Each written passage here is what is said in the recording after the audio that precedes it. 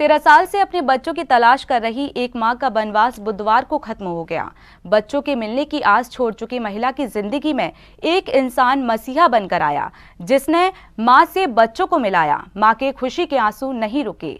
हाथों में बेटे और बेटी की तस्वीर लिए दर दर भटक रही मां को उम्मीद थी कि उसके बच्चे एक दिन जरूर लौट कर आएंगे। वह दोनों बच्चों को फिर से दुलार कर सकेगी। मां एक नहीं, दो नहीं, पूरे 13 वर्षों से अपने लापता बच्चों का इंतजार कर रही थी। मंगलवार को जैसे ही महिला ने अपने खोए हुए बच्चों की तस्वीर मोबाइल पर देखी तो वह भावुक होकर रोने लगी। वह अपने बच्चों की लंबे समय से तलाश कर रही थी। बच्चे भी मन के आंसुओं को देखकर द्रवित हो गए। उन्होंने कहा कि जल्द ही हम तुमसे मिलने आएंगे और फिर कभी वापस नहीं जाएंगे। मैं बहुत खुश हूँ और थैंक यू नरेश सर को कि उन्होंने हेल्प किया मेरी मम्मा को ढूंढने में। Thank you. नहीं, एक टाइम पर तो उम्मीद छोड़ दी थी कि फैमिली मिलेगी और मैं बहुत हैप्पी हूँ कि सिर्फ मम्मा नहीं, बहुत लोग हैं। मतलब मेरे नाना है, नानी है, मम्मी है, सब लोग हैं, मासी है, तो मैं बहुत हैप्पी हूँ।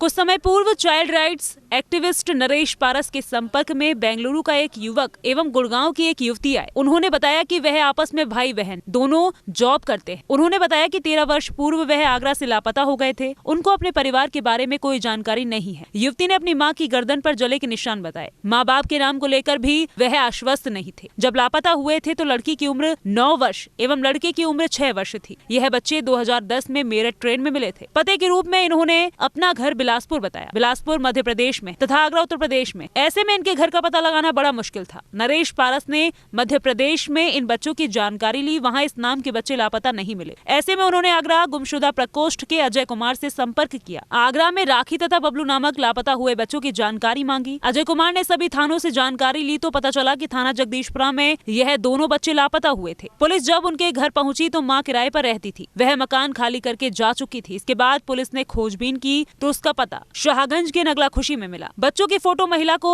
तथा महिला की फोटो बच्चों को दिखाए तो उन्होंने आपस में पहचान कर ली। आज से एक हफ्ते पहले एक बच्चा मेरे संपर्क में आया था बेंगलोर का। उसने बताया था कि मैं 8-10 साल पहले लापता हो गया था और मेरी बहन भी है और हम दोनों लोग अलग अलग रहते हैं। मैं बेंगलोर में रहता हूँ, मेरी बहन गुड़गांव में जॉब करती है। तो हम चाहते हैं कि हमारे परिवार को भी ढूंढा जाए। तो उसके बारे में जब मैंने जानकारी मांगी तो उनको कुछ याद नहीं था। बच्चा बता रहा था कि मैं जब गायब हुआ था तो मेरी बहन की उम्र 9 साल थी और मेरी उम्र 6 साल थी। तो बहन मुझे ले आई थी, लेकिन ये नहीं पता मैं कहाँ का रहने वाला हूँ।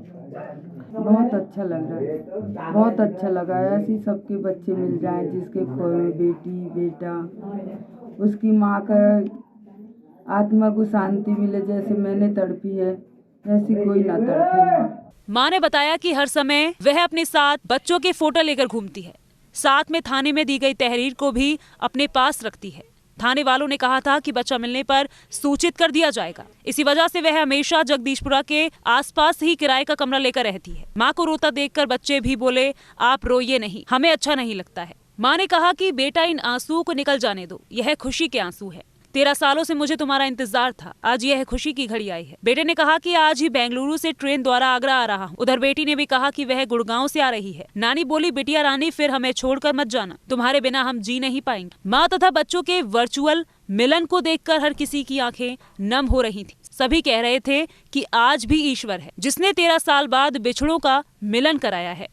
सी न्यूज के लिए गोपाल शर्मा की रिपोर्ट।